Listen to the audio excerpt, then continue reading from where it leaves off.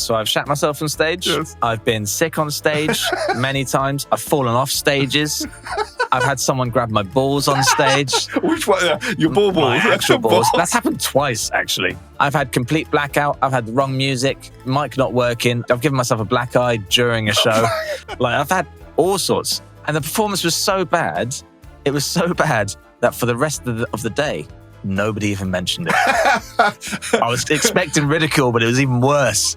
A stripping juggling actor, but I do that in my show. I do. I call it stripping and juggling, otherwise known as struggling, is the gag. Around about the age of 9, I was at Blossom's house, and I said I wanted to juggle fire. And Blossom said, well, okay, we should probably call your mum. That's not right, is it? I know we're busy, but what would you do if I just went? And he said, well, I'd fire you. I went. I just didn't go into work that week. And I went to London, and I did this week of shows, and it was really cool. Then I finished the week, went back to work, and he said, yep, you're fired. Fair play, you did say. Yeah. It's variety. hello and welcome to the Variety Show podcast with me, Adam Sternberg. Now, today's guest is yet something new and different again. Today's guest is a stand-up comedian and a juggler whose fast, funny, and charming performances have taken him all over the world. I am absolutely delighted to welcome to today's podcast, Jon Udry. That'll do. Sure? I'd forgotten the way I was meant to say it. I always think it's Udry. Udry. But Jon Udry. Good. It's nice to get the name of the guest correct. I'd say it's a good start. Yeah. At the start. Well, thank you very much for being a guest. As with most guests on this podcast, I like to start right at the beginning and sort of get an understanding of how you ended up doing what you're doing. So tell me, where did you grow up? So I grew up in Perranporth in Cornwall, and I started juggling at the age of 6 years old. I was well, the thing is, when I was a kid, I was the sort of kid that my parents just said, if it's not raining, you have to be outside. So we were just doing stuff. So me and my brothers and my sister would just be out doing silly things, mainly skateboarding or surfing and a little bit of juggling and balancing bits and pieces. But I was the one that got quite obsessed with juggling in quite a big way. Clearly. Still going. Do you remember how that started? Yeah. So I started with this toy called a Diabolo. Do you know that? So that's the thing. For people that don't know, it's like a big cotton reel on the string with two sticks. Yeah. So there's a bit of a craze with that went around. And me and my brother used to go out onto the road outside of the house back in the days when you could play in the road, a little bit safer. Yeah. And we'd throw the Diabolos up and try and get them to land on the telephone wire. And then maybe 1 out of 1,000 times it would land on the telephone wire and it would roll all the way down and pop off the end in this guy's garden. We'd have to knock on the door and say, oh, could we have our Diabolos back? And then he'd give them back and say, don't do it again. And we would just do it again. And it was fantastic. That was the entire summer. So that's slightly different, I suppose, to the conventional view that people see of juggling balls. Yeah. So that came a little bit later. So the Diabolos, my neighbours had Diabolos as well. And theirs were better than ours. And I said, oh, where'd you get them from? And they gave us this catalogue called Butterfingers. And in this catalogue, Good name. There was all of these Diabolos, but it had all of this juggling stuff too. And I thought, hang on a minute. So there is some sort of connection. So as well as getting Diabolos, I'd save up my pocket money and I'd get maybe a spinning plate next time, or I'd get some juggling balls or some juggling clubs. And I just started learning it all. I really enjoyed the process of learning it. I didn't ever feel like, oh, I need to get to 5 balls and then I'll be happy. I just thought, I just enjoyed the process of learning it. And I still do, to be honest. I still practice all the time as a hobby, which is a bit unusual, I think, for a 37-year-old man. But I suppose you have to in a way, don't you? Yeah, I'd say so. I think my show, I've got my show to this stage where I'm very comfortable with it and I can do it without a warm-up and without worrying about it so much. But I'd say the juggling that I practice aside from my show, they're almost two separate things. There's the stuff in my show and then there's the stuff I do in practice, which is completely different and a lot harder, I would say. And I have no intention of ever learning 8 rings just so I can put it in the show. I'm learning 8 rings just because I like learning 8 rings. They feel like two separate things in a way. So you, as you say, you started juggling 6, 7, 8, 9. You were showing it off at school, were you? A little bit? I was, yeah. I was that annoying kid. I would say to the teachers, I'd ask them if I could do performances in school assembly. Wow, that's pretty confident of you. The worst one I ever did, it was in secondary school. Well, secondary school, you're the age of child that's a bit awkward anyway. And it was just before Christmas, the Christmas break. There was a sound booth above where the assembly happened. And to get to the sound booth, there's a ladder. So I told the teacher I'd like to do a show, and just a little performance to music. And for the whole assembly, I was hidden in the sound booth dressed as Father Christmas. And when the music started, I came down the stairs. I did a little performance in this Father Christmas outfit, a juggling performance in this Father Christmas outfit, but I never practiced in the outfit. So the whole time the hat is slipping in front of my eyes, the beard is coming up, everything. You don't know how many times during these conversations that costume failures have caused no end of issues. When will we learn? Yeah. And the performance was so bad, it was so bad that for the rest of the day, nobody even mentioned it. I was expecting ridicule, but it was even worse. But what I think is amazing and I'm sorry about the cliche, is to have the balls to do that. I know. At that age. I mean, because most people at that age are sort of, just want to be in the corner and not notice too much. So you must have had a belief somewhere. I did, but I think also I wouldn't say I was a shy kid, but I certainly wasn't the one, if there's a whole group of people chatting around a table, I wasn't the one that was the center of attention ever. But did you think that your juggling somehow gave you a kudos that maybe you didn't have the social skills? Or because I know a lot of the magicians or even people who were quite funny, they use the comedy within the school framework to give themselves... 100%. Yeah, I think I was very much I was the oddball, but I didn't think that was a negative thing. It was very much at lunchtime, I would be the kid who would practice my juggling at lunchtime. I'd quickly have a sandwich or a pasty if I was feeling double Cornish. And I'd practice my juggling all the way through lunchtime whilst everyone else is playing football and stuff. I'd just be, I'm just going to practice my juggling today. And I didn't think that was weird. And I didn't do it. I wasn't doing it, practicing my juggling in the playground to show other people. I was very much this is time I can go and practice. I'll do this. Yeah, you do your football. I'll just practice for a bit and then I'll go back to maths or whatever. Interesting. Yeah. Not okay though, is it? Well, no, but it sort of is. But that's a sort of a self-achievement as opposed to showing it off to other one else, seeing how far you can get. It was just the thing I enjoyed doing. And I thought, it got to the stage where in secondary school, I asked the teacher if I could use the sports hall at lunchtime to practice. And then a few other people started getting involved. And we had a little juggling club. Oh, that's lovely. That's lovely. Yeah, for years 10 and 11, I would go to practice and a few people would come along. I'd teach them. And we just had this random juggling club at school, just of people that wanted to juggle. I thought it was great. Wow. And what were your parents thinking about all this at the time? They were really supportive, actually. They were, surprisingly, they were very supportive. I presume neither of your parents are performers? No, they were normal. Normal. Yeah. This is the thing about this podcast. I tend to interview people who are not normal by definition. The lack of normality is the one thing that runs through whatever genre I'm... Yeah. I think it helped that I was the fourth and last child. Okay. So I think by the time it got to me, they didn't give up, but just they were a lot more free. They were like, oh, well, we tried this with the first one, this with the second, this with the third, fourth one. You do you.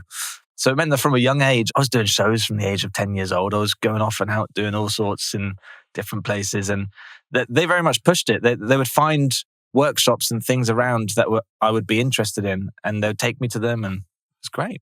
As you say, they had normal jobs. Yep. Normal jobs. Dad was an engineer and Mum ran a holiday letting agency. And interesting. Just normal people. So engineer, there's something... I think I've read about this before, mathematical engineering-ish about juggling. Well, I think, so strangely enough, I only made this connection. So my dad passed away in 2020, and I only made this connection afterwards, that my dad was quite obsessive, in a good way. When he got into a hobby, he really got into it. So he used to be a judo champion. Wow. He had a Guinness World Record for judo. Wow. he was just one. Once he decided to do something, he really did it. Yeah. The last few years of his life, he strangely just got into yoga, and he was doing like 10 yoga classes a week. He'd double up on most days and just, Wow. he'd just really get into stuff. And I thought, hang on, that's me. you. I didn't realize that I was that as well. And I got that from my dad.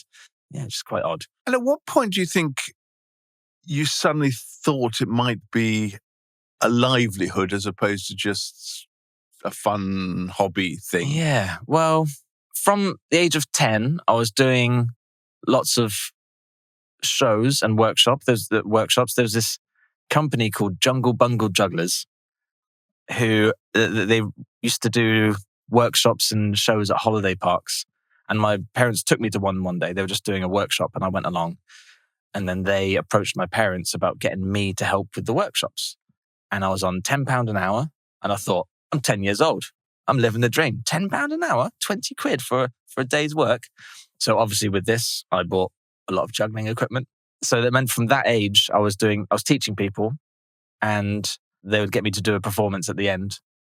Because my juggling excelled quite a lot at that time, that I was a better juggler than the people that were running the company. Wow. And I was also part of, this just shows how cool a kid I was. I was part of the Junior Cornish Magical Society. Oh, well, that's pretty cool. Some acronym there that I can't think of. But yes. So like the Magic Circle, but for kids and in Cornwall. And they used to do summer shows and stuff. So you're doing magic as well then? A little bit of magic. I was kind of growing out of magic around about the age of 11 or 12. I still do a bit, but I would never call myself a magician. But I like it. I enjoy it, but I don't have the passion for it that I do. You enjoy watching it?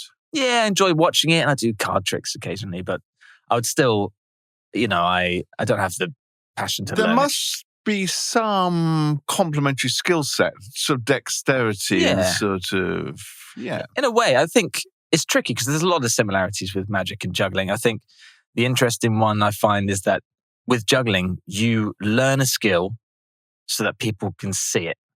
Whereas magic, you learn a skill so that people can't see it. Like you don't want the people to see what you're doing. So if you're doing a magic trick and you're making this card vanish, you do it so that they don't know how you've done it. So you're hiding the thing that you've learned, which I think is quite an interesting. That's very, very interesting. I hadn't thought of it, but we're obviously in juggling, we present the thing. I've learned this thing. And there's no secrets in juggling. Like if you're juggling 5 balls, there's no secrets. You're not showing 3 and making it look like 5. There's these 2 hands, this stuff's in the air. No secrets.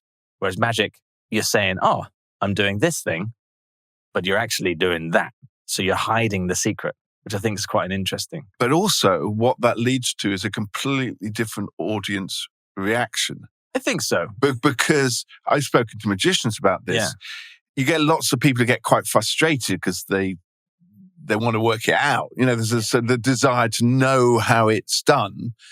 Whereas for you, it's almost like being an athlete. It's like if you can get over a pole vault that high, that's what you do. And everyone can just sit there and go, wow, that's amazing. Yeah. You're not trying to work out how it's done. Well, you might sort of be trying, but it's not like a hidden thing, is it? There's no secrets. There's no secrets. I think a lot of juggling people can look at, except for maybe intricate stuff that's maybe a bit too much on the eye. But if you see someone juggling 5 balls, I think you can imagine, like someone that can't do it can look at that and imagine, okay, this is how it's learned. You start with 1, then 2, then 3. But I think you touched there on a very, very interesting point, which is again a bit similar to magic. So both magic and juggling is something at some level that most people have had a go at.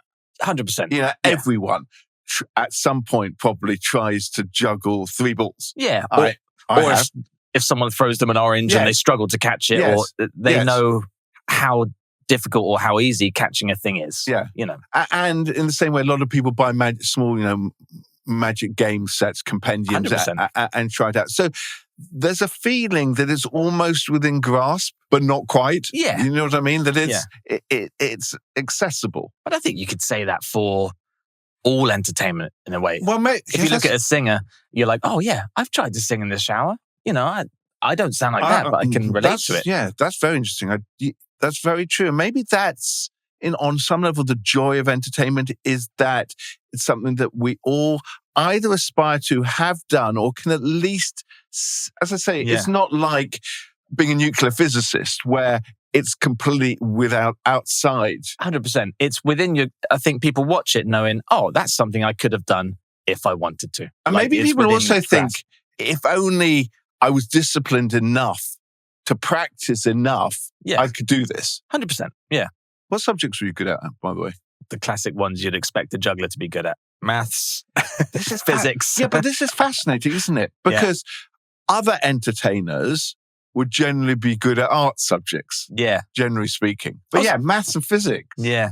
I was quite good at art, I would say. But strangely enough, I don't know if this is appropriate, but I was Oh, it's just we've had a stripper, actually. Just so you- a stripping juggling actor, but I do that in my show. I do. I call it stripping and juggling, otherwise known as struggling, is the gag. that's a good Yeah. gag. So How did I manage to build you up for that? Without just so you know, this isn't planned, but I happened to be wearing this morning. I was staying at my in-laws' house and they said, oh, you should wear the t-shirt. Yeah. So this is a t-shirt that I drew I like that. when I was 5 years old. No. Jonathan Udry, No. age 5. Don't know if the camera can see that. That's incredibly I won a impressive. t-shirt competition where you had to design a t-shirt. Yeah, my dad bought a few of them. And when we were going through dad's stuff, there was one that was obviously adult size. And I thought, oh yeah, I haven't seen that in about 30 years. I'm going to have that. That is amazing. People comment on the legs a lot. And I say that he's doing a loop-the-loop, this seagull. There's something quite surreal. There's something a little bit, I don't know, Picasso-esque or... Thank you. I was thinking the same. Yeah. Yeah.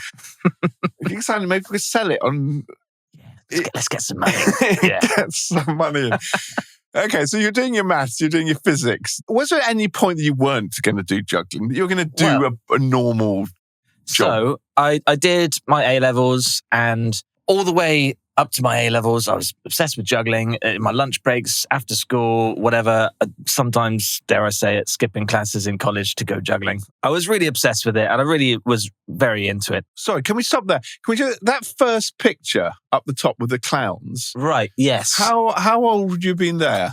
Well, I was quite an odd kid, and you might not believe this, but I grew. And that's you without the hair. That's me without the hair on the right. Yeah. I grew very fast. So that there, I'm probably about 10 or 11 years Is that old. all? Yeah, I know. I know. You're I look very tall. I know. I look about 40. Well, at least 14 or 16. I was a Wow. very tall kid. You look at the school pictures of me. There's all the normal kids, and there's me in the middle. So was this part of what you described before that? So this would have been Perranporth Carnival. These were a couple of clowns I used to hang out with. As one does. Yes. That's Blossom the Clown in the middle. And that is Wilbur the Great on the left. And these guys used to help me a lot. Like, my mum would drop me off at Blossom's house. Blossom had a farm. Mum would drop me off at Blossom's house. I would go there for the day. I would juggle. And then my mum would pick me up. And around about the age of 9, I was at Blossom's house. And I said I wanted to juggle fire. And Blossom said, well, okay, we should probably call your mum. So she called my mum and said, John wants to juggle fire. Is that okay? And my mum was like, yeah, no problem. Let him go. And I was 9 years old, juggling fire on this farm. That's not right, is it? Well, certainly not normal. That brings us back to the joys of not being normal. Yeah. No, but that's amazing. To have such a interest, dedication, passion for this at such an early age, Yeah. I think it's absolutely fascinating. I think there's a film here somewhere. Have you done? Yeah. Come on, Spielberg. Get in touch. So, okay, back to school, back to A-levels. So I did my A-levels, and then I wanted to be a juggler, but I didn't really know how. I didn't even know if people could do Make it. a living out of it. I didn't know that people were making livings out of juggling at this point. So I speak to my dad, and he says, well, it's good to get a trade. So I started training to be an electrician. And I didn't really like it, but I thought, okay, my plan was I'll trade to be an electrician. And then once I've got that trade under my belt, then I can try the juggling thing, and then that's my backup. I was about a year into the apprenticeship, and I get a phone call from a company in London called Gandini Juggling, who we all know and love. We all know and love, yep. And I must have been 17 or 18 years old. And they said, we've seen you juggling at one of the juggling conventions or whatever. would you like to come to London and do a show with us? And I said, yeah, that'd be fantastic. Dream job. So I spoke to my boss at the apprenticeship, and I was entitled the holiday as well. It was only a week. I was entitled the holiday. And I said to him, I'd really like to go and do this holiday. And he said, sorry, you can't. We've got a really busy week that week. You can't go. So I went home.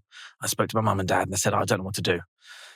And they said, well, ask him what would happen if you just went. So the next day I went in and I said, well, okay, I know we're busy, but what would you do if I just went? And he said, well, I'd fire you.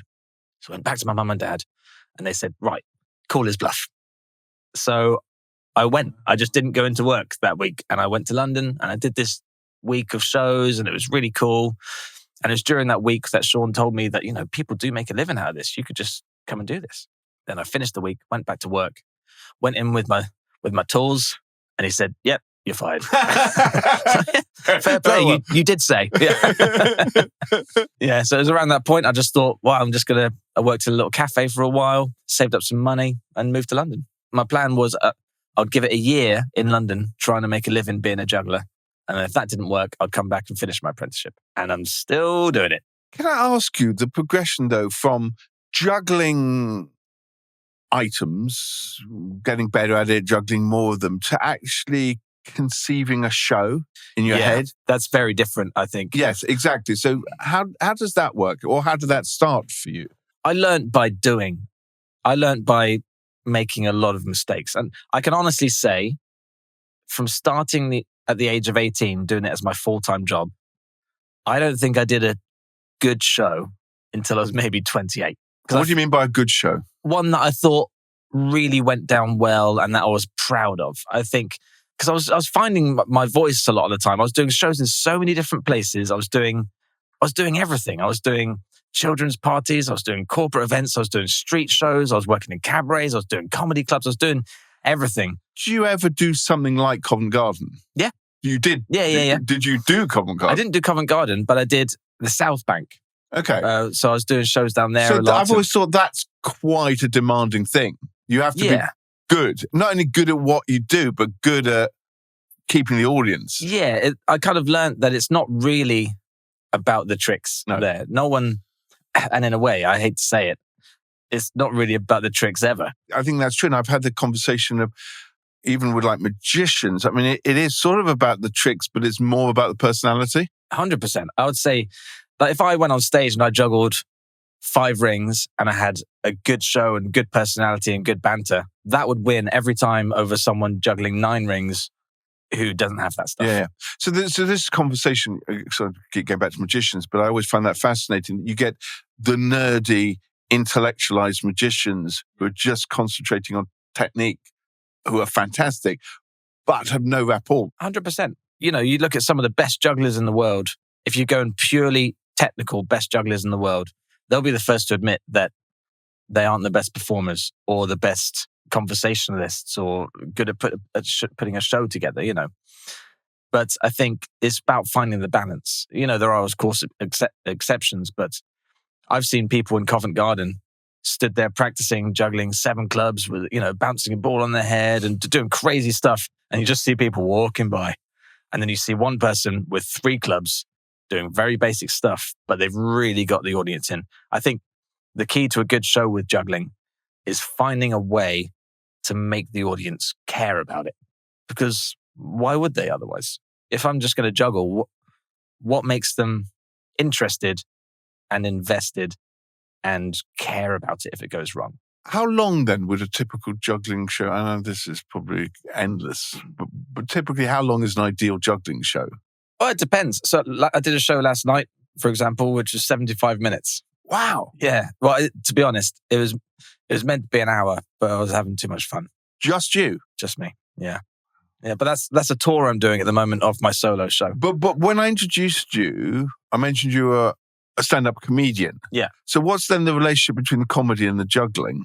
I think they go hand in hand in a way. I think in the process of learning my show and developing it, when things would go wrong, if I could make some sort of good moment out of that, like a joke or something that was worth watching, if that happened after I made a mistake, I would often find the recovery from that mistake was better than getting the thing right on the first go. So when you watch my show, there's a couple of drops in there which they're deliberate, but the audience don't know they're deliberate until now, obviously. So if you watched the show yesterday, there was 3 mistakes in there that were on purpose. So if you see more than 3 mistakes in that show, you know that one of them is real.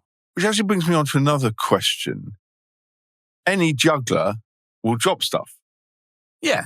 I mean, it's parts and parcels of what you do. And, you know, I've seen brilliant jugglers who occasionally drop stuff.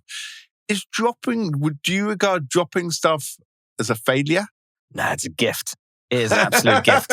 I think particularly in what I do, in the sense that my show is very lighthearted and there's lots of humour and... Yeah, so as you say, you can get away with it. And it's the same, again, with magicians, but they obviously often pretend that they've lost the card, which is part of the 100% part of the act. Yeah. But if you're like a technically brilliant juggler who's taking it seriously and you drop a ball... I think it still can work. I think the problem that a lot of jugglers have, and I think this 100% includes myself in the first 10 years of performing, sometimes if you're doing a routine and your goal is, right, I want to get to the end of the routine with no drops. Then you do the routine and you drop one. Then you start panicking about that drop. And then that drop makes other drops. And then you just start snowballing out of control. And I think there's nothing worse than watching a juggler who is worried about the drops. I think that's one of the reasons I put the drop in the show on purpose towards the beginning, is because it makes the audience relax. It makes them go, that's what happens when he drops. Absolutely fine. In a way, they start looking forward to the drops. No, but I've had this conversation again with lots of performers that for me, the joy of live entertainment is the potential of failure. Yeah. If you knew an act, whatever it may be, was going to be perfect, it wouldn't quite have the magic that an act has that has the potential at any time not to work. And that can be any act. You know, a singer's voice can crack, a magician's trick cannot work, or you could drop the ball. And I think with juggling, the thing that separates it from the others is that the chance of failure is so much higher. Yeah, it's really high. Than someone if they're doing a card trick and or the singer's voice cracking. That stuff does happen. But if you're juggling 7 balls, there's a lot of chance of failure. Yeah. Yeah, no, I can imagine. So growing up and during this period, are there acts, people who've inspired you particularly? Yeah, there's this guy on the beach. And again, going back to these 2 clowns inspired me a lot. But there's a guy on the beach called the Great Bodget. And he used to stick a sign in the sand and say, show here in 30 minutes or whatever. And he would do these busking shows on the beach. And there'd be bits of magic, bits of juggling and all sorts. And they're fascinating shows. I used to watch them all because these are the times where maybe 7, 8 years old, I could just go to the beach by myself. And it was great. I'd be just out down there all day, being in the sea and watching juggling shows. And so I got to know him quite well. And he used to teach me a few things, juggling wise. And then he lent me some VHSs of juggling conventions from America from the 80s. Wow. So then I had these VHSs and I'd watch them on repeat. I got obsessed over these routines to the point where I used to have a cassette. I would record the music from some of the juggling performances on the VHS. I'd record it on cassette and I'd listen back to them on my Walkman and I would try and learn the routines. Wow. But it'd be quite interesting because there'd be the applause and everything in there as well from the crowd. But yeah, I used to watch these. And it was around that point that they were the first jugglers that I saw that were kind of doing crazy stuff. I'd never seen one live until, like a juggler doing amazing things until maybe I was 12, 13 years old. Yeah. So in terms of acts, juggling acts that you've seen worldwide, who's like it? Yeah, it's tricky. Because I think there's some really amazing jugglers, like technically really gifted jugglers out there. There's some fantastic ones who are very famous within the world of juggling. But the world of juggling is such a small part of the world. So there's a great juggler called Wes Peden. He's doing shows at the moment on a tour called Roller Coaster. He's fantastic. What nationality is he? American. American. So he's really good. But I also like there's some great comedy jugglers as well. There's the great Michael Davis. He used to do lots of comedy shows, an American juggler. Juggling doesn't seem to have the profile of, again, say magicians, where everyone will have heard, well, a lot of people will have heard of David Blaine or 100%. Darren Brown, who have TV programs. Yeah, it's tricky. I think before the likes of David Blaine, maybe even before that actually, because there was Doug Henning and of course Paul Daniels, who they gave magic a bit of an image. But I think before that, when people thought of magicians, they'd think of guy in a cape, top hat, pulling a rabbit out of a hat. Whereas that's the image you have of a magician. But when you think about it, really, that's a trick, pulling a rabbit out of the hat that you never see anybody do. Like, I can't think of anyone that has done that trick. But it's the trick we associate with magic. And I think one of the reasons you have magicians that have done TV shows and all these sorts of things is because of the turnaround of magic tricks. Like once you've done your magic trick on telly, in order to have another spot on telly, you can't do that magic trick again. So you have to have more material. And I think it's a little bit easier to get more magic tricks because you can buy them and practice them as it is to make juggling routines. Some juggling routines take a lifetime to learn. So I'm lucky that I've got 2 hours worth of material, and this has taken me forever to make. And I think once you start burning through that on television, it's just a little bit harder to come up with more things. But you would have thought there's opportunities there. If there are opportunities, there should get in touch. There should be opportunities. Yeah. But in the days, I don't know, variety programs on TV, there must have been spots that jugglers were on, I presume. Yeah, there's been lots of jugglers on Raw Variety and these sorts of things. But I don't think juggling has the cool image that magic has. You seem quite cool. Hey, don't get me wrong. I'm very cool. Very cool. Yeah. Look at my t-shirt. Well, I was going to say, very cool. You'll need to show me that again. But I think that's mainly thanks to David Blaine. Like, he had this cool guy, mysterious image, look into my eyes, you know, all that stuff. And I think juggling doesn't have that. And I think juggling is a little bit less cool. I think because when people think of jugglers, they think of clowns, jesters, like juggling fire, you know. And I think the image of jugglers isn't particularly flattering. And the comment I get most from my shows is two things. One, I hate juggling, but I like your show. And two is I really didn't want to come to this. I almost didn't come, but I'm glad that I did. So people have a perception then? Yeah, they have a perception. It's almost like that. I talk about it in my show that I did yesterday, that there's always a section of the crowd that have been dragged along, that didn't want to come. They've been dragged along reluctantly because they're thinking, oh, we're going to a juggling show. They already have an image of what that is in their head. And those people will always come up to me afterwards telling me that they were grateful to come to the show. Let's look at the bottom picture where he's holding the mug and the balls, that one.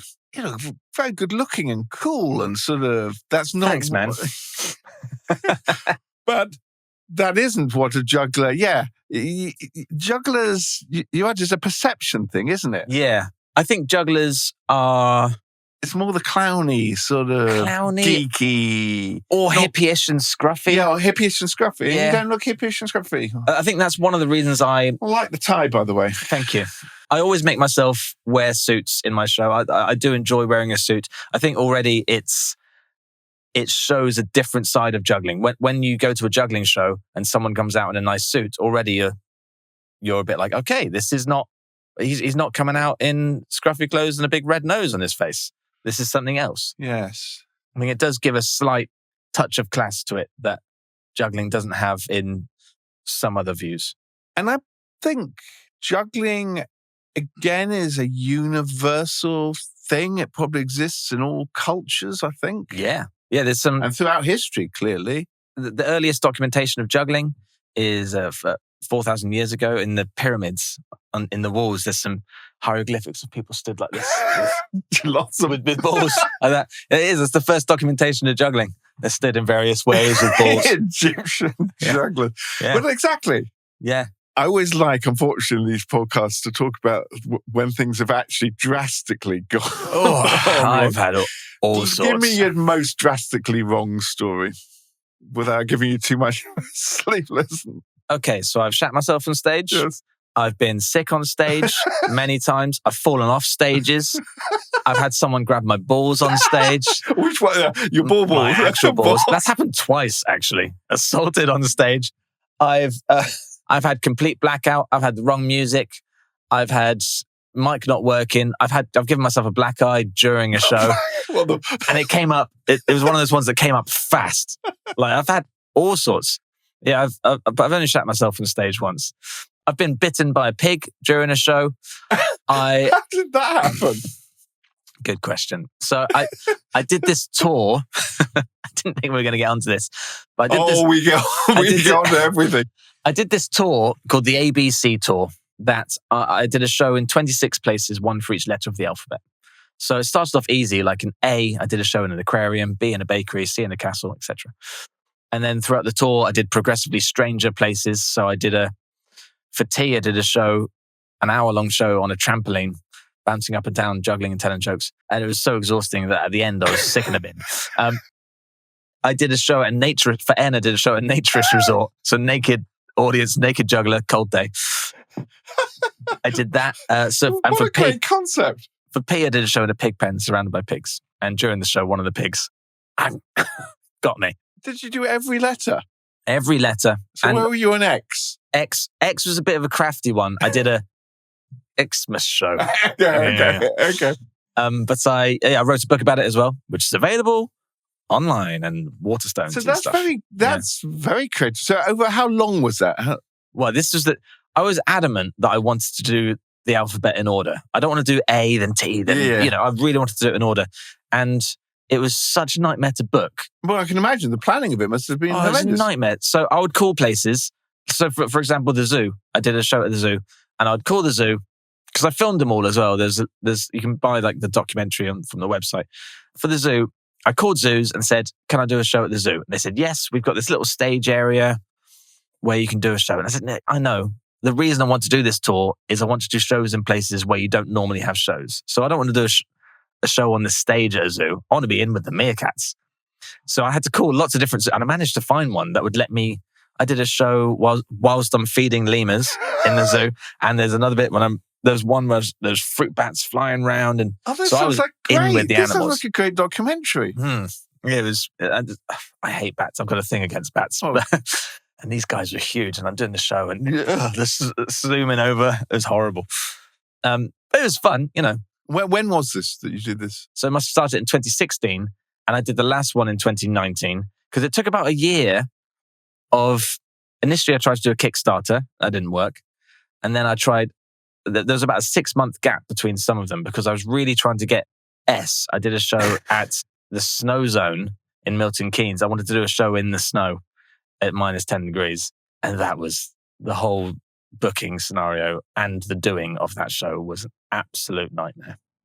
It was so awful, to the point where there's about 6 months worth of emails and me sending posters and stuff and everything. And then I get there and they say, sorry, what show? And I'm like, oh, guys, come on. I've sent you everything. That's very annoying. That sounds fascinating. I think Thank you. I didn't know about that. I think that's very, very interesting. Now, at this point in the proceedings, normally the guest, i.e. you, teaches me something. Okay. Are you able to teach me something? Yep, absolutely. Great. Should we go for it? Let's go. It's variety. So this is a trick with a fork and an apple. Yes. Yes. So step number 1, yes. We've got to take our fork.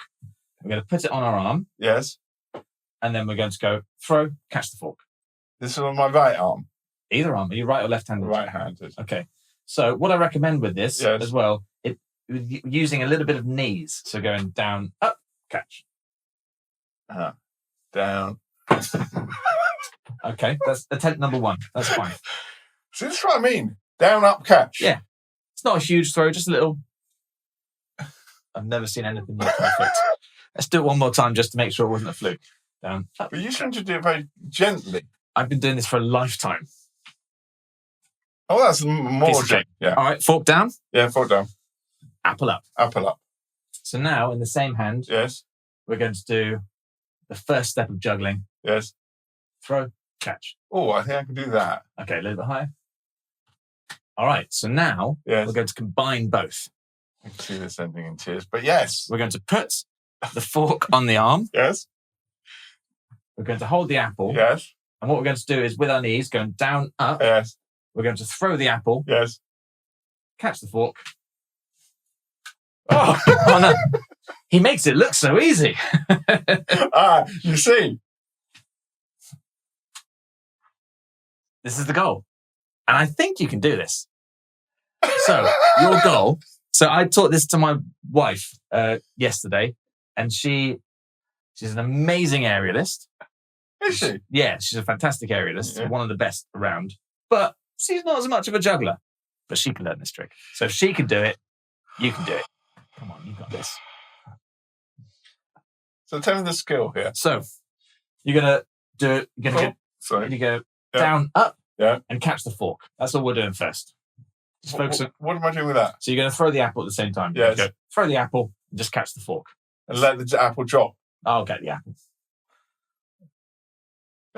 Don't overthink it. I'm overthinking it. It's more knees than arms. So down, up. Okay. So then that's going to go on there. So a nice high throw. Nice high throw with the apple. Oh, that was close. But you can do it now. Now that you know that you're close, means that you can do it. Oh! One more. I think we can do this. One more. You got this. One more. Yeah! Yes! Yes! That was it. That was perfect. Oh, yes! Yeah. What a feeling. That's the best! The best ever. Thank you. Cheers. Cheers. Yeah. It's variety. Thanks. I think that's probably the most memorable, at least the most satisfying things of everything I've done. Yeah, because initially it didn't look like you were going to get it, and then bam. No, Success. But it's also about persistence, isn't it? Yeah. Which I think is probably part of the thing. What a feeling. Yes, I'm breathless, speechless, and You're- I'm You're buzzing. I'm buzzing. Okay, performance-wise, so you've done a lot now over the years, and yeah, as you say, you still clearly practice. Yes, practice a lot. I try to practice 1 to 2 hours a day. A day. Every time. It's tricky though with performing. Ideally, I'd practice 3 hours every day. I would love that, but it's tricky. You're flying somewhere. You can't practice on that day. Sometimes if you're on a cruise ship, if you're at sea for the day, there's no space to practice, and it's tricky with practice. Like yesterday, I was doing my show in a theatre, and I got there, managed to do a little bit, but I don't want to practice 3 hours on a day where I'm doing a show because I want to save my energy. So I always try and do a little bit of practice each day if I can, wherever it's possible. Are there things like, the piano players might do scales? Are there sort of basic things that you always... Oh, yes. I think if you watched a juggler practice, well, I can only speak for myself, but if you did watch me practice, it would be incredibly boring to watch. It's just a repetition. just lots of drills. So if you're learning 7 balls, you got to learn all the stuff from one hand and the other hand, and it's not very interesting to watch. And there's lots of dropping, and it's okay. I'm going to try and do this one and this one, but without moving my feet. I'm going to try to make the throws really perfect. It's not a very interesting watch. I think if you ever see a juggler practice, don't think that is what his show will be like. No, If people watch me practice, I'm then sure. they're never going to come to any of my shows. Juggling balls-wise, what's the world record? What's the most? Oh, it's huge. I think it's so they call it a flash and a juggle. A flash is just throwing everything once, so everything does one cycle, and that is 14. 14? Yeah, that's crazy. I think the record for a juggle, which is qualify, which is thrown everything more than twice or twice or more, I believe is 11, but I'm not 100. I'm about 80% sure that it's 11. But I've never really been interested in doing high numbers of things. Like those jugglers are incredible. They are machines. They're fantastic. But you find with those jugglers, they tend to do less tricks. They wouldn't be interested in, I don't know, bouncing a ball on their head whilst juggling 5 rings or whatever. I've always been more into the tricks. So I do lots of tricks with 3, 4, and 5, a bit with 6, 7, and 8. But I don't tend to push the high numbers. It just doesn't really interest me. And it doesn't make it any more entertaining. I mean, it might be interesting if you're trying to break a world record, I suppose. Yeah, but... and if you see these, it doesn't even look real. These guys juggling 11 balls and stuff. They use tiny balls and they're in a squash court, and it looks incredible. But yeah, it's not really a side of juggling I've ever been hugely interested in pursuing. I enjoy watching it, but... Can I ask you about women in juggling? You can ask me about women. Are there as many women as there are men in juggling? No. And I think it's a shame because going back to the ancient Egyptian women in the hieroglyphics, they were all women juggling. And there's lots of history of women in juggling. Like there's an island called Tonga, I believe, where it's a ritual for the women of Tonga. And someone has done a documentary about this. The women of Tonga juggle as a way to impress the men. So they juggle these, I can't remember what they're called. It's a type of nut. They juggle these nuts in a very specific pattern. And some of them do 4 or 5 objects. Wow. And it's only the women that do it. The guys don't do it. So there is a lot of history with women in juggling, but you don't see it much. Gandini has some women jugglers. Yeah. There are some exceptional women jugglers. There's some like Gandini, Katiula Okala from Gandini. She's a fantastic juggler. Delaney Bayliss is a juggler from the States who is incredible, like one of the technically best jugglers in the world. There are some really amazing female jugglers out there, but when you go to these juggling conventions, there is a lot of, few hundred jugglers in a room, a very small percent are women. And I think that is a shame. And that is a shame. And I do find it interesting how the sexual stereotyping of various forms of entertainment, again, magicians tend to be mainly men. Harpists tend to be women. It's interesting. Aerialists, mainly women. Aerialists, mainly women. Yeah. It is odd. And certainly something that there's no reason for. Yeah, it's strange. Like maybe it's a personality trait sort of thing. I don't know. I do think that anyone can learn to juggle, but it takes, obviously, if you're of able ability and you've got a couple of arms and stuff, I do think if you want to, you can learn to juggle. But I do think it takes a very specific personality type to want to be a juggler, to enjoy being in a room for a couple of hours, essentially picking things up off the floor. That is what a practice session is like. And if you don't enjoy that, you're not going to enjoy being a juggler. And I think I found this when I teach at circus schools. I have to do classes where I teach everyone in the year. So you have people that want to do juggling, but you'll also have the acrobats and the aerialists and all these people. And you can tell the ones that just cannot stand juggling, like the process of learning it. They might learn to do 3 balls, but anything beyond that, they've just got no interest. My wife is the same. I taught her to juggle in lockdown, but she has no interest in learning juggling. It's a very specific personality type, I think. Did you ever see the Tom Stoppard play, Jugglers? No. That's quite interesting. It's a play about jugglers where he uses jugglers as a metaphor. Because he recently died. Just thought I'd bring that. Oh, bring the tone down. We're having such a nice time. Remember the fork and apple bit? Oh, how can I look? Fork, apple. I did this. You mentioned you teach people at circus school, which brings me on to another important question. What serious words of advice do you give to people who want to be performers? Not necessarily jugglers, but people who want to earn their livelihood as a performer, circus performer? I think, firstly, I would suggest not doing what you think people want. Like my shows, I was very adamant from the start that I wanted to do the things that I enjoy about juggling, and I wanted to show that off. So if I wanted to earn money, I knew that I could have juggled fire, knives, chainsaws. I could have gone on the big unicycle. I could have done all these different things. And I had no interest in that. I didn't want to do any of that stuff.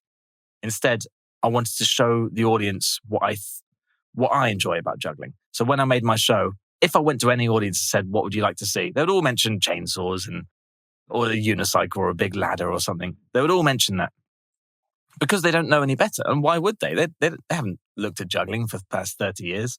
So instead, I really want to just show off what I like about it. And I think that I would say is key, just to do what you enjoy as opposed to what you think they want, because they don't know what they want. They have no idea because they haven't studied it. So I'd say that. And I'd also say lower your expectations. When I started, my genuine dream when I was a kid, I thought, well, if I'm going to be a juggler, my dream would be to live in a van, have a dog, and just do shows every day. And I thought I would have been happy with that. I didn't know that I could, own a house. It didn't even cross my mind. And now that I do, and I'm doing shows all over the world, I think this is insane that I'm doing shows all over the world with the thing that I want to do. And which you love. Which I love, and I'm doing it the way I want to do it, and people are watching it, and most part, enjoying it. I think that is just, what a dream. Lots of people, I presume, can view juggling of all sorts through social media, which means it's easier for people to access the skills, to see this. Do you think that has any impact on when people view a live show? No, I don't think so. I think maybe from a younger generation, because a lot of the youngsters now, AI is part of their life. Like they're seeing graphics and effects, and you could just type in, I don't know how it works, but I imagine you can just type in, make a horse juggle 9 elephants. And then that just comes up. And then that's just normal now for some people. But I think when you do see it live, you can feel the jeopardy. You can feel, like, I purposefully do some tricks that I can barely do so that the audience can feel, okay, there is a real chance this could go wrong. And we know that because he only just caught the thing. Let's just quickly can we have a quick look at the video? This was a video very recently. I'm balancing 8 boxes on my face and talking to the audience and then juggling these things. Wow. And this is the end of a whole routine where I'm doing lots of tricks with all these different boxes. And I make the tricks. People assume by looking at this that the boxes are magnets, but you'll see that they are not, because earlier in the routine, I dropped them. And so going back to what I was saying, I think this is key, that through social media, or indeed anything that's now on a screen, you never entirely know if it's true or not. Whereas if you come to a live show and see something live, you're right, there is genuine jeopardy there, and there is an excitement in that. 100%. As there is in a football match. In a football match, you never know what the score's going to be. Exactly. You can't guarantee anything. You can't guarantee the world's best player, Haaland, is going to score a goal. You could have a shit game. I think there's too much in this world about trying everything to be, if you know enough, you can guarantee something. It's like if you're watching improvisation, like if you're watching jazz or something, you don't know how good this trumpet solo is going to be, for example, but you know they're just riffing it. And I think there's parts of my show where I do try and create that environment where, if something happens in the crowd, I try and go with it. And I do lots of improvisation in my show. So you'd have a structure, but within which you can... I have a structure of, okay, I've got to get from this bit to this bit to this bit to this bit. And if anything happens in the crowd, I can happily go with it and come back to the safe space of the structure. So I do lots of playing with the crowd and improvising and talking to people as well. And if something happens, someone sneezes, someone drops a glass, I can go with it. You can go with it, and that's important. Do you think people, general public at large, misunderstand what the life of a performer is like? Oh yeah, because we only put the good bits online. I do try and show a little bit of behind the scenes on my Instagram, especially on my stories. Like if I've got a particularly crazy travel day or something. That not long ago I had a travel day where I had to get, this was a nightmare. I had to get from St. Martin to Barbados, 2 islands in the Caribbean. You would think that I could just fly from one to the other. No. 1 flight to Panama to Trinidad and Tobago, where I arrived at 1 a.m. and my flight wasn't until 9 a.m. So I'm at the airport for all this time, just trying to kill time, sleeping on my case a little bit. And then I have another flight to Barbados, and I hadn't slept for the whole day. People don't see that, but I have started to put those things online because I think that is quite interesting. But also the work you put in, the practicing. I think people, as you were rightly saying, that's one of the reasons I do these podcasts, is people just see the end product. They see the performance. They don't see not only what goes on behind the scenes in terms of the day itself, but all the hours with no audience. I do a little bit of that on my Instagram as well. I show a little bit of behind the scenes of the practice and, okay, I've spent this much time working on this. I'm trying to get this many catches of whatever. I do try and show a little bit of the working cogs, if you like, of the machine. But because I think it's more appreciated. If you know that, in order to do this, this person has had to go through all of this to get there. I think it's a little bit more appreciative because, I could just pick up 5 balls and juggle them. And I think it would look fairly easy to the outside eye. But unless they know what's had to happen to get there, it's not appreciated. I think. But I think that's Yeah. right. Otherwise, it looks almost like you just rock up and just rock up. Oh yeah, this is normal. La, la, la. And in a way, for me, it is. But it's certainly not normal. Do you think more could be done to encourage children on a general basis in terms of the arts, music, performance? I guess there's always more that can be done with anything, isn't there? I do feel like, and this has been said a million times by a million people, that there's too much of just screens in general, which ironically, people are watching this now on a screen. But there's too much of just computer games and screens and not being out and learning. And I've noticed a big difference in the age group of people that I teach. Like if I teach youngsters now to juggle, a lot of them get so frustrated at the lack of instant gratification. If they haven't learned to juggle three balls straight away, but this goes back to talking about the work you have to put in. Any of these disciplines, whether you're a violinist, a magician, a dancer, whatever it may be, it doesn't happen. Or indeed a football player, it just doesn't happen. You have to put in and you're right. Yeah. Are you prepared to put in that amount of? Yeah, and I think for me, it's never felt like work. Like I enjoy the putting in the work. Like, so if I'm learning 5 balls, for example, maybe on one day I managed to get 10 catches and I'm like, yes, okay, I got 10 catches. Tomorrow, I'm going to do everything I can to get 11 catches. And that's another day's work just to get one more catch. And I don't think of that as a chore. I enjoy the kind of game of it.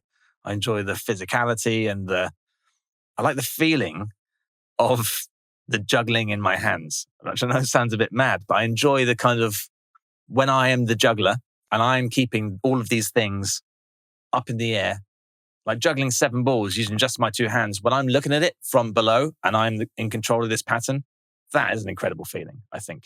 Looking up at that and thinking, whoa, I've got 2 hands and these 7 balls are in the air. How on earth is that happening? It's insane. The magic of it still hasn't worn off for me. Yeah, but I get that from you. You have a passion and enthusiasm, which I suppose you have to have. Otherwise it doesn't really work. Because going back to right at the beginning, all these unusual, remarkable jobs as a juggler, magician, they're not easy lives. No, you don't have a pension. You don't do 9 to 5 in your home. It's not easy. No paid holidays. No paid holidays. No. Do you ever have doubts? Yes, loads. I'd say so I'm 37 now, and I've been doing this as my full-time job since 18 years old. I would say quite reliably, once every 18 months, I think about quitting. Do you? Yeah. But the thing is, doing the shows is the best thing in the world. Doing the actual shows, the performance, that's the best thing. Of course, because you have the audience, you have that energy, you have all that. That's the bit I'll do for free. Of course. Obviously, I'm not going to tell agents like yourself that. No. But it's everything else which is hard. It's the unreliability. It's if you're doing a show in a theatre, trying to get people along. It's the promoting. It's the social media. It's the travelling. It's the packing. It's everything that goes with it. What did you do during COVID? I managed to do all right in COVID, actually. I started doing online shows. I ran a cabaret called Variety Bungalow. Online, which was from my bungalow. And I would be the host and I would introduce acts all on Zoom. And it'd be like, okay, now we're going to go over to LA and there's an act in LA. And I was the host. And every time it came back to me, I'd be in a different part of the house. So I could be in the bath. I could be in the car. That's great. That's very creative. And now we've made this cabaret into a real life thing, which happens a few times a year. It's still called Variety Bungalow. But it's still just now a cabaret that's up and running. And where do you hold that? In Bristol. Oh, okay. We're looking at doing some in London as well and branching out a little bit. But at the moment, it's just in Bristol. And yes, a lot of fun. A lot of fun. Sounds it. Well, Jon, this has been an absolute pleasure. It really has. And can I, just in case anyone's forgotten, I did this, you see, Apple. Look at what you've done. Look at what you've done. I won't forget that in a hurry. I'll tell you what, you can keep that apple. Can I keep the fork? Yeah. I do need the fork. You need the fork back. Oh, well. But thank you. Thank you very much. Thank you very much. And thank you, everyone, for watching. For more information on this and other episodes, do view our socials at The Variety Show Podcast. Until the next episode, goodbye and thank you very much. Bye. Bye.